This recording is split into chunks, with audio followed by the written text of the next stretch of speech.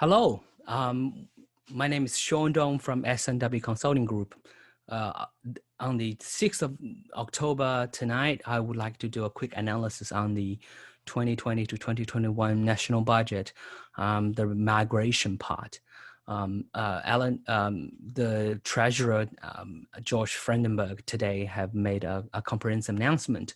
However, the migration section is not included in his in his speech, but it was published on the website as a report on the budget measure 20 to 21. Let's basically summarize what happened and what it will be the impact for us in this year and next year. Firstly, number one, the quota, the immigration ceiling, remained the same as last year, 160,000. There's no change, although the migration intake has dropped significantly, but that's not actually the quota. The quota is the same. Secondly, the family migration increased from 47,000 to 77,000. It includes 73,000 as partner migration.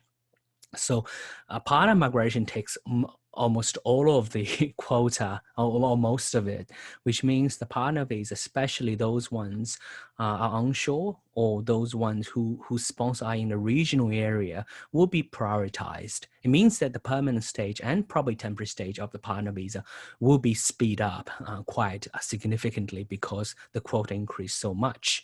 Parent visa probably will remain the same because most of the visa quota was assigned to partner visa. That's family migration was a huge increase. However, in that report, it says it's a once-off thing. It will not be a permanent thing as a response to the COVID-19 crisis, probably for the purpose of protecting local jobs.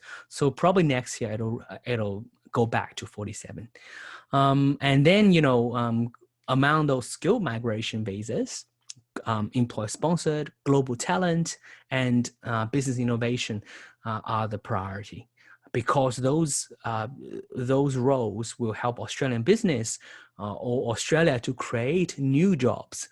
Again, this is to protect work, to protect job. That's the focus for this year's national budget, of course, and the migration program must reflect that.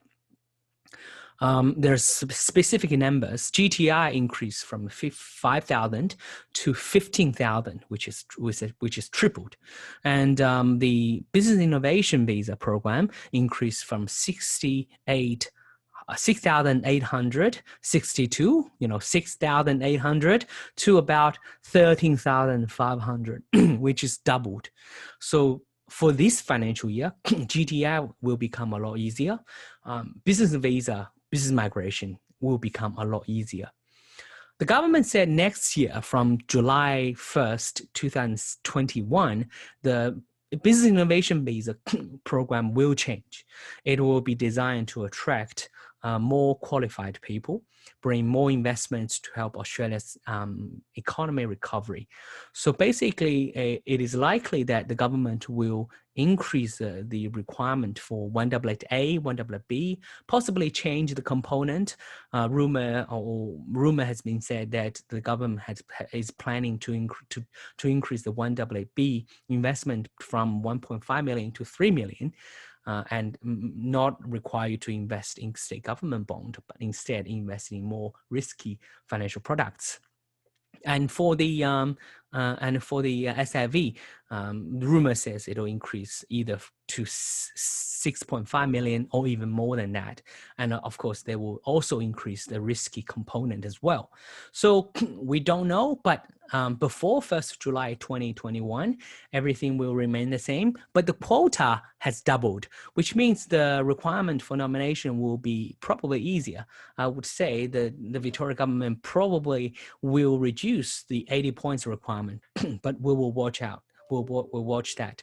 And also the New Zealand stream, 189 New Zealand stream, there's a concession on those.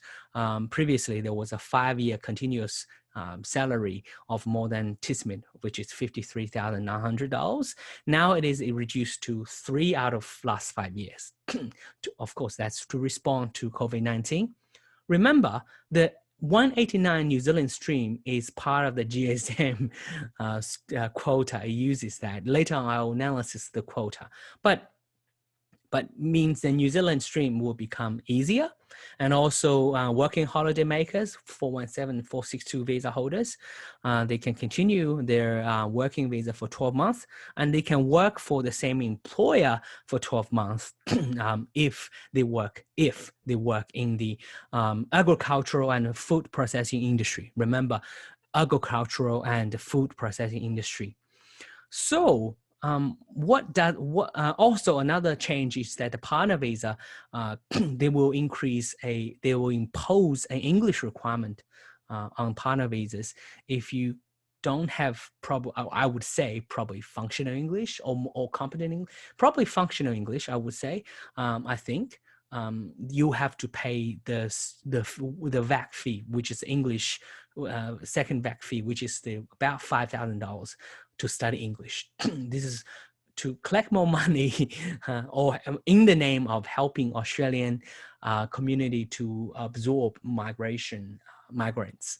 So yeah, these are the main changes. Let's look at who are the winners and losers. Of course, the winners are GTI, Business Innovation Visas. We don't know how many quota has been assigned to employer sponsored yet. Right now it's 10 o'clock. I haven't seen it. They might be releasing that very soon.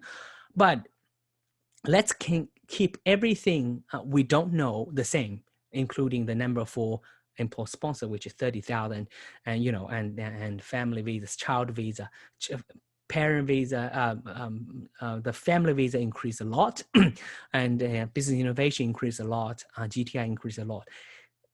Doing the simple math, the general skill migration, which includes 189, including the New Zealand stream, okay, and also the 190, 491, those visas, the quota would reduce from more than 40,000 to probably around 20,000. That's half, probably more than half. So that's the unfortunate situation for those who've been struggling to get more points. We don't know how exactly that's going to impact state government sponsored. Maybe they'll stop 189 completely and give more quota on 491 and 190 hopefully. But 189 is going to be very difficult, I think. But that's the projection. We will find out very soon. Again, that's a temporary measure for this year. Next year, hopefully it'll come back because the government will see an impact on student visa applicants after the reduction of GSM pathway. But for this year, the government cannot worry about it. And because student visa holder, they might not be able to come soon anyway. So the government will focus on the rest of the areas. Next year, they will redesign the program, probably resume it back to normal. Maybe there will be a new program to attract international students to study in Australia, but that'll up to next year. So that's this year's basic change. Family visa, especially the partner migration, global talent, and business innovation visa are the biggest winners. And the rest of that, the rest of the migration program will suffer, especially the GSM will suffer some difficult times. Anyway, that's the quick analysis for today. Once we have more information, we'll host a seminar to answer your questions. Thank you very much for listening to S&W Consulting Group and to me. My name is Sean Dong. I'm a registered migration agent of S&W Consulting Group. Please follow us on Facebook and YouTube and ask questions. Thank you.